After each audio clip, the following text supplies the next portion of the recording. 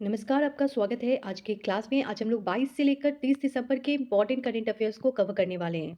सबसे पहले तो happy new year to all of you और नया साल आपके लिए बहुत अच्छा रहे। 22 से 30 दिसंबर में बहुत कुछ हुआ है, तो चलिए देख लेते हैं। जैसे नेशनल न्यूज़ में क्या हुआ है, इंटरनेशनल न्यूज़ क्या हुआ है, person in news, sport news, rank and report, सब कुछ कवर करेंगे। नेशनल न्यूज़ देखते हैं। करंट अफेयर्स में सबसे पहले तो इंडिया का पहला बायो बिटुमेन नेशनल हाईवे तैयार हो चुका है। ये महाराष्ट्र में इनोग्रेट किया गया है। बायो बिटुमेन एक एग्रो बेस्ड बाइंडर है जो कि रिन्यूएबल सोर्स यानी कि vegetable oil, algae, animal manure से बना है। क्यों बनाया गया है? ताकि हम अपने इन्वायरमेंट को प्रोटेक्ट कर सके और ग्रीन हाउस गैस इमिशन को कम कर सके।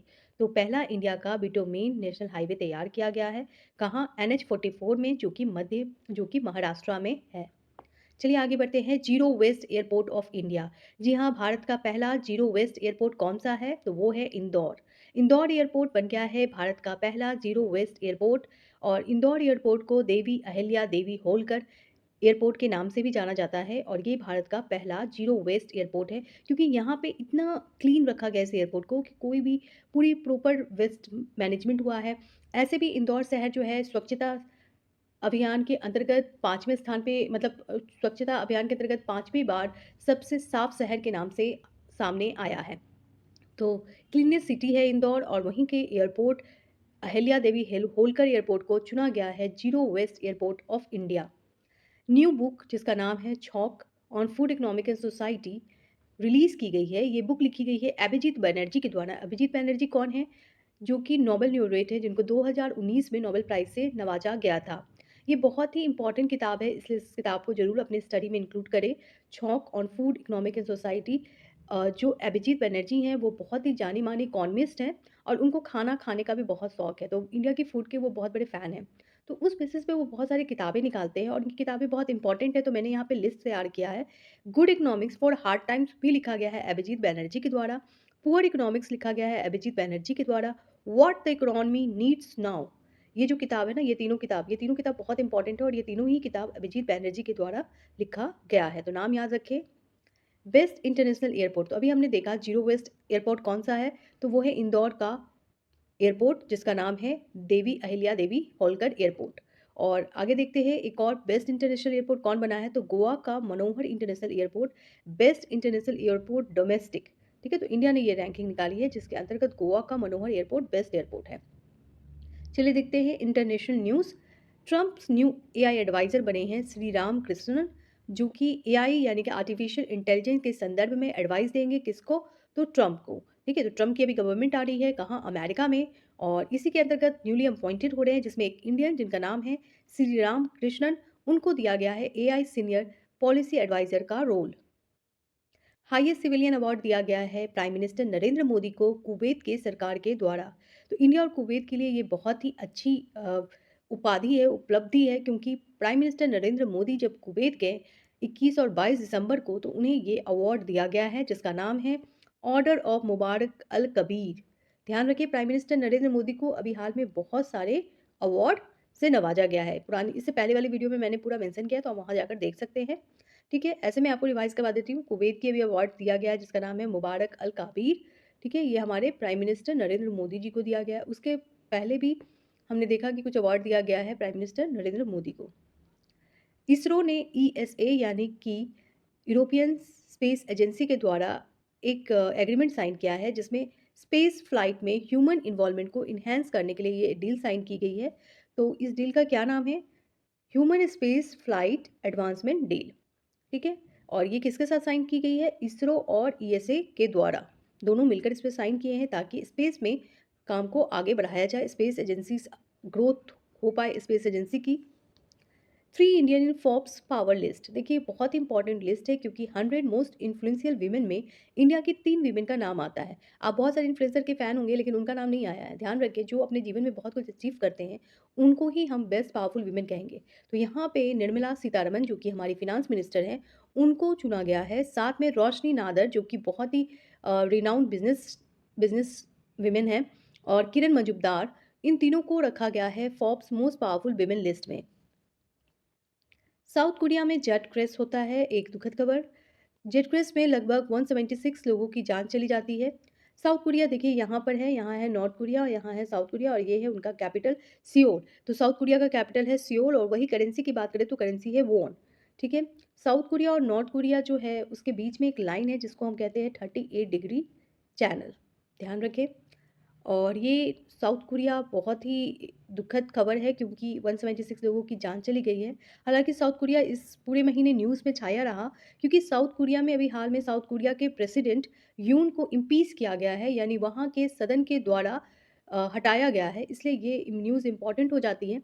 साउथ कोरिया ने वारंट इश्यू किया था अपने ही गवर्नमेंट के अगेंस्ट में, प्रेसिडेंट के अगेंस्ट में, जो कि यून थे। और क्यों किया गया? क्योंकि वहाँ पे मार्शल लॉ लाया गया था जो कि वहाँ के लोगों के लिए अच्छा नहीं था। Balkan blues UNESCO heritage list में आ गया है। बाल्कन ब्लू क्या है? बोस्निया का एक म्यूज़िक है जो कि बहुत ही फ़ेमस है और इसे म्यूज़िकल इंस्ट्रूमेंट से बजाया जाता है। यहाँ पे आपको पिक्चर में साफ-साफ दिख रहा होगा। देखिए यहाँ पे म्यूज़िकल इंस्ट्रूमेंट है और इसका इस्तेमाल किया जाता है। ये एक लोकल ट्रेडिशन म्यूज़िक है जो कि बहुत ही फ़ेमस है बोस्निया का और इसका नाम है बाल्कन ब्लू और इसे अभी यूनेस्को हेरिटेज लिस्ट में डाल दिया गया है। यूनेस्को हेरिटेज लिस्ट बहुत इंपॉर्टेंट है लेकिन उससे भी इम्पोर्टेंट है बोस्निया का लोकेशन। देखिए बोस्निया शहर कहाँ पे है? तो ये एक बेल्कन सिटी है जो कि सर्बिया के पास है। यहाँ पे दिख रहा है आपको बोस्निया हर्जेगोविना, ये जो प्लेस है ना, ये सर्बिया के पास है, ईस्टर्न यूरोप का पार्ट है ये और वहाँ के बाल्कन ब्लू को दिया गया है यूनेस्को हेरिटेज साइट। अब यूनेस्को की बात कर रहे हैं तो इंडिया में अभी हाल में आसाम के मोएडम को इंक्लूड किया गया as a 43rd UNESCO heritage site. अब उससे पहले कौन-कौन से हेरिटेज साइट ऑलरेडी इंडिया के पास थे? तो देखिए 42 थे, sacred assemble of Hoysala, Hoysala temple में जो अ, टेम्पल का जो हिस्सा बचा हुआ है कर्नाटका में है, उसे भी यूनेस्को हेरिटेज लिस्ट में रखा गया। उससे पहले शांति निकेतन जो कि 2021 में और धोलावीरा दोनों को इंक्लूड किया गया था यूनेस्को हेरिटेज लिस्ट में, ठीक है? तो आपने देखा 43 तो मोएडम है, 42 कौन है? Sacred assembles of Hoysala, 41 rank पे आएगा शांति निकेतन और 40 रैंक पे आएगा धोलावीरा और 39 रैंक पे आएगा ककाटिया। ककाटिया को 2019 में दिया गया था यूनेस्को हेरिटेज साइट। तो ये बहुत इंपॉर्टेंट है क्योंकि यूनेस्को हेरिटेज लिस्ट से क्वेश्चन आने की पूरी चांस बनती है। तो देख लेते हैं ककाटिया रुद्रेश्वर टेम्पल तेलंगाना में है, वही ढोलावीरा गुजरात में है, शांति निकेतन वेस्ट बंगाल में है, sacred assemble of Hoysala Karnataka में है, मोएडम जो है वो आसाम में है।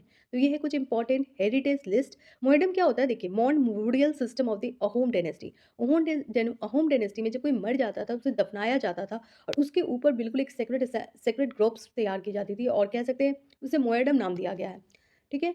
तो उसे यूनेस्को हेरिटेज लिस्ट में अभी हाल में इंक्लूड किया गया था। तो आपने देखा कि अभी हाल में किसे इंक्लूड किया गया है? बाल्कन ब्लू को, जो कि किस कंट्री का है? बोस्निया का है। और अगर हम इंडिया की बात करें तो इंडिया के कुछ इंपॉर्टेंट प्लेस हैं जैसे ककाटिया, डोलावीरा, शांति निकेतन, होयसाला, मोयाडम ऑफ आसाम। तो इन सबको अभी हमारी पूरी यूनेस्को हेरिटेज लिस्ट में इंक्लूड किया गया है। अच्छा, न्यू दिल्ली में 2024 में यूनेस्को हेरिटेज समिट हुआ था, ठीक है? तो ये बहुत इंपॉर्टेंट समिट है, UNESCO heritage summit. Important days देख लेते हैं। तो देखिए नेशनल फार्मर डे 23 दिसंबर को मनाया गया। फार्मर डे मनाया जाता है चौधरी चरण सिंह जो कि इंडिया के 5वें प्राइम मिनिस्टर थे, उनकी याद में। इस बार का थीम क्या था? Recognise the pivotal role of farmer in mitigating climate change. तो फार्मर का रोल को हमें देखना है क्योंकि क्लाइमेट चेंज हो रहा है और ऐसे में फार्मर किस तरह से अपने आप को इस चेंज इन्वायरमेंट में अडेप्ट कर रहे हैं और आगे बढ़ रहे हैं, ये एक बहुत ही बड़ी अचीवमेंट है। और इसी संदर्भ में इस थीम को रखा गया नेशनल फार्मर डे के दिन, जो कि था 23 दिसंबर को। 22 दिसंबर को नेशनल मैथमेटिक्स डे मनाया जाता है किनकी याद में? श्रीनिवास रामानुजन की याद में। प्राइम मिनिस्टर मनमोहन सिंह ने 26 दिसंबर 2011 को मद्रास यूनिवर्सिटी में ये डिक्लेयर किया कि मैथमेटिशियन श्रीनिवास रामानुजन की याद में ये दिन मनाया जाएगा 22 दिसंबर को, नेशनल मैथमेटिक्स डे। 2014 के न्यूली इलेक्टेड बीजेपी ने अनाउंस किया था prime minister of India Atal Bihari Vajpayee के बर्थ एनिवर्सरी को गुड गवर्नेंस डे की तरह मनाया जाएगा। तो ये दिन कब मनाया जाता है? तो ये मनाया जाता है 26 दिसंबर को, ठीक है? गुड गवर्नेंस डे किनकी याद में? अटल बिहारी वाजपेयी की याद में, जो कि इंडिया के प्राइम मिनिस्टर रह चुके हैं।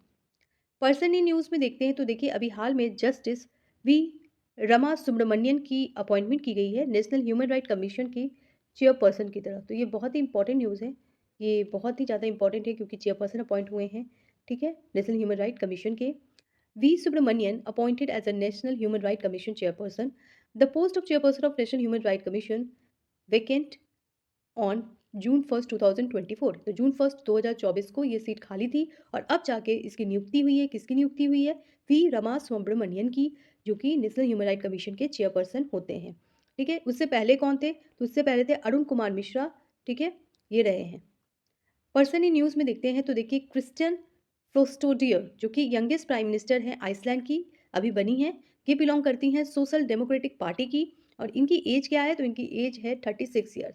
तो केवल 36 साल में ये प्राइम मिनिस्टर बन गई हैं, तो बहुत ही बड़ी अचीवमेंट है। यंगेस्ट प्राइम मिनिस्टर है किस कंट्री की? आइसलैंड की, जो कि कहाँ है? यूरोप में है।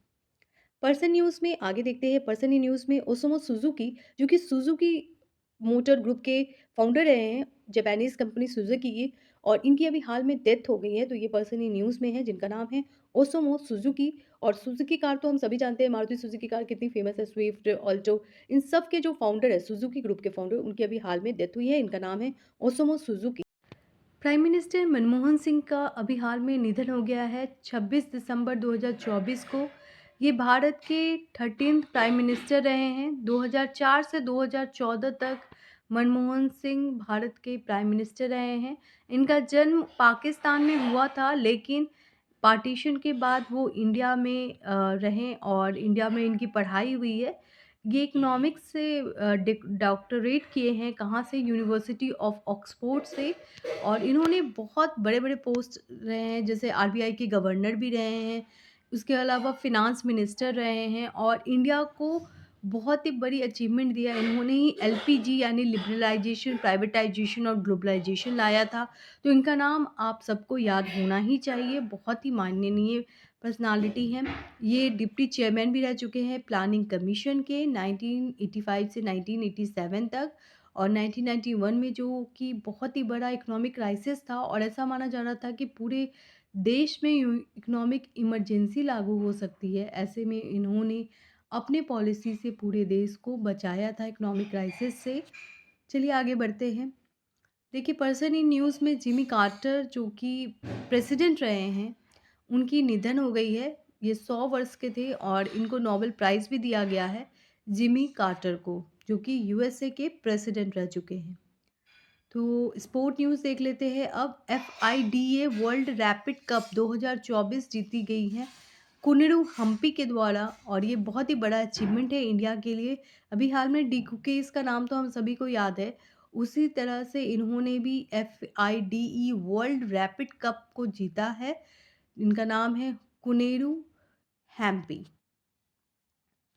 प्रो कबड्डी लीग देख लेते हैं स्पोर्ट न्यूज़ में। तो हरियाणा स्टीलर ने pro kabaddi league Patna parrots को हराकर जीता है।